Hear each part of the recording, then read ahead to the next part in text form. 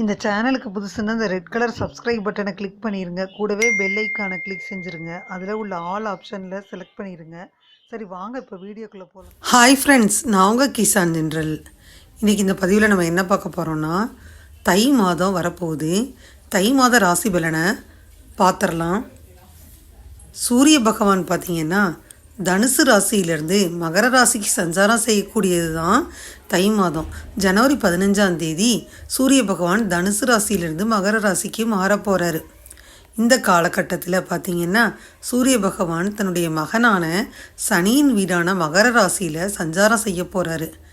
மகர சங்கராந்தியான தை மாதத்தில் 12 ராசிகளின் வாழ்க்கையில் சாதகமான தாக்கத்தை ஏற்படுத்துது.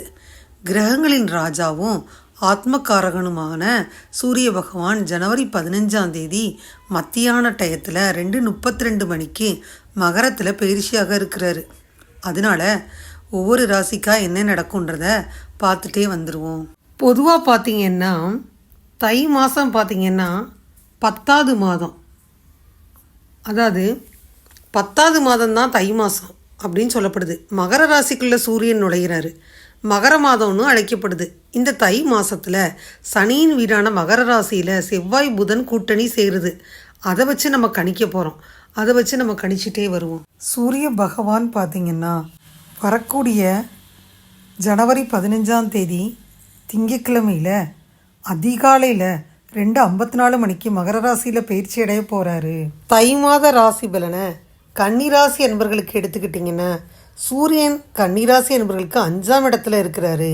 அதனால் அடிக்கடி உல்லாச பயணம் செய்யக்கூடிய வாய்ப்புகள் இருக்குது.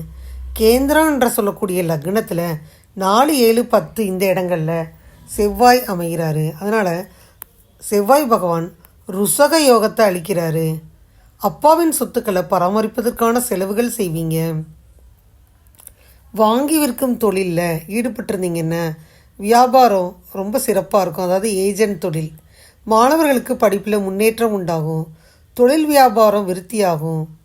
வேலை விஷயமாக வெளியூர் பயணம் லாபத்தை தரும். வீடு மாறும் நிலை உண்டாகும்.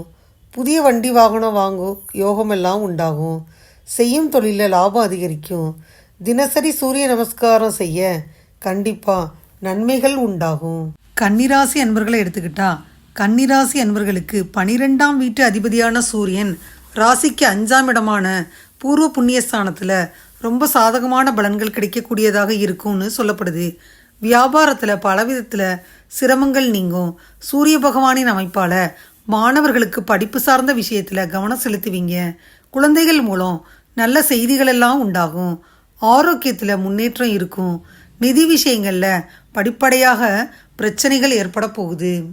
கன்னிராசி என்பவர்களை எடுத்துக்கிட்டிங்கன்னா கன்னிராசி என்பவர்களுக்கு புதிதாக ஏதேனும் கற்றுக்கணும் அப்படின்ற அதிகமான ஆர்வத்தை தை மாத பிறப்பிலிருந்து உணர்வீங்க.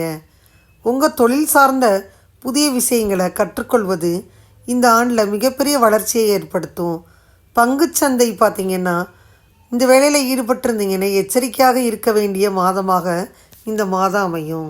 தை மாத கிரக நிலையை ஆராய்ஞ்சு பார்த்தோம்னா இந்த தை மாதத்தில் உங்கள் ராசியில் கேதுவும் 7ஆம் இடத்துல ராகுவும் சஞ்சரிக்கிறாங்க. சர்ப்பதோஷத்தின் பின்னணியில் இருக்கிறீங்க. இருந்தாலும் 6ஆம் இடத்துல சனி இருக்குது. அற்புதமான நேரம். கொடுக்கல் வாங்கல் ஒழுங்காகும். வளர்ச்சி கூடும். தேங்கிய காரியங்கள் சுறுசுறுப்பாக நடைபெறும். உத்தியோகம் தொழிலில் உயர்வும் முன்னேற்றமும் உண்டு. வருமானமும் திருப்திகரமாக இருக்கும். மாத தொடக்கத்தில் உங்கள் ராசிக்கு அஷ்டமத்தில் குரு பகவான் சஞ்சரிக்கிறாரு. அஷ்டமத்தில் குரு சஞ்சரிப்பதால் அலைச்சலுக்கேற்ற ஆதாயம் கிடைக்காதுன்பாங்க. உழைப்பு கூடுதலாக இருந்தாலும் ஊதியம் குறைவாகத்தான் இருக்கும். உடல்நிலையிலும் சிறு சிறு தொல்லைகள் ஏற்பட்டு மருத்துவ செலவுகளை அதிகரிக்க செய்யும். அதனால் உற்சாகம் கொஞ்சம் குறையலாம். கொடுக்கல் வாங்கலில் ஒரு தொகை செலவழிந்த பின்னரே அடுத்த தொகை உங்கள் கரங்களில் புரளும். வரவறிந்து செலவு செய்கிறது நல்லது. இது போன்ற நேரங்களில் குருவிற்குரிய சிறப்பு ஸ்தலங்களுக்கு போய் வழிபடணும். தடைக்கற்கள் படிக்கற்களாக மாறும். ஜனவரி 19 தனுசு ராசிக்கு சுக்கிரன் போகிறாரு.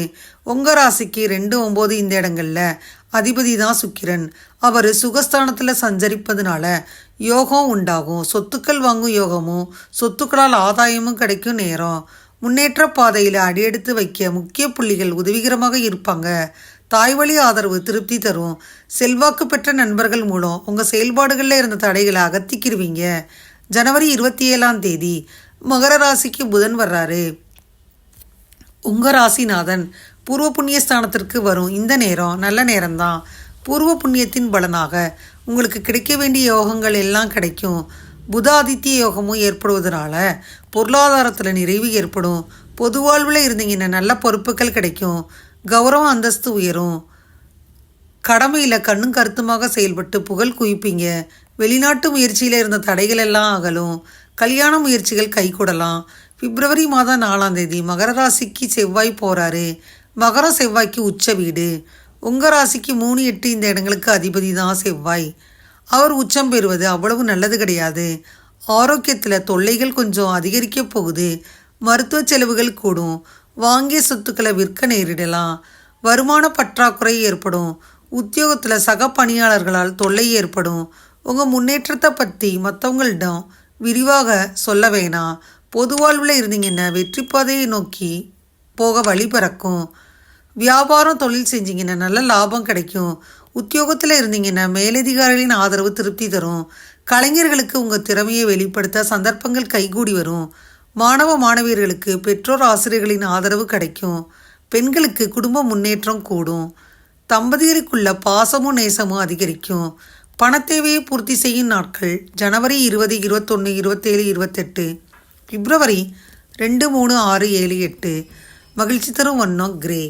கன்னிராசி என்பவர்களுக்கு பலவிதத்தில் நன்மைகள் தரக்கூடிய மாதமாக இந்த தை மாதம் அமையும். உங்களின் மன அழுத்தம் கவலையை தீவிரமாக எடுத்துக்கொள்ள வாய்ப்பு இருக்குது. உங்களுக்கு நிதி ஆதாயங்கள் சிறப்பாக கிடைக்கும். மேலும் பார்த்தீங்கன்னா சமூக வலைத்தளங்கள்லேயும் உங்களின் மன அழுத்தம் கவலையை தீவிரமாக எடுத்துக்கொள்ள வாய்ப்பு இருக்குது. உங்களுக்கு நிதி ஆதாயங்கள் கிடைக்கும்.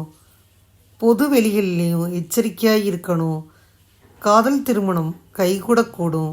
இந்த மாதத்தில் உங்களின் நிதிநிலை பராமரிப்பதில் கொஞ்சம் கூடுதல் கவனம் செலுத்தணும். வருமானம் சிறப்பாக இருந்தாலும் செலவுகள் அதிகமாக ஏற்பட வாய்ப்பு இருக்குது. உங்களுக்கு தொழில் ரீதியாக வாக்குவாதங்கள் மற்றும் மோதல்களை தவிர்க்கிறது ரொம்ப நல்லது. சமூகத்தில் உங்களின் சேவைகளால் நற்பெயர் அடைவீங்க. காதல் வாழ்க்கை கைகூடும். காதலில் சில மோதல் அல்லது ஈகோ பிரச்சனைகளால் மோதல் ஏற்படும். மேல் படிப்பு படிக்கக்கூடிய மாணவர்களுக்கும் ஆராய்ச்சி மேற்கொள்ளக்கூடியவர்களுக்கும் இந்த சூரிய பயிற்சியானது ரொம்ப சாதகமான பலனை தரக்கூடியதாக இருக்கும். திருமண யோகமும் குழந்தை பேறு கிடைக்கவும் நல்ல சாதகமான காலமாக அமையும். உறவுகளையும் திருமண பந்தத்தையும் அனுசரித்து போகிறது மனநிறைவு கிடைக்கும். இதுவரை இந்த பதிவில் கன்னிராசி அன்பர்களுக்கான 2024ஆம் வருடத்திற்கான தை மாத ராசி பலனை முழுமையாக பார்த்தோம். இந்த பதிவு நிச்சயமாக உங்களுக்கு யூஸ்ஃபுல்லாக இருக்கும்னு நினைக்கிறேன். இந்த பதிவு உங்களுக்கு பிடிச்சிருந்தா லைக் பண்ணுங்கள்.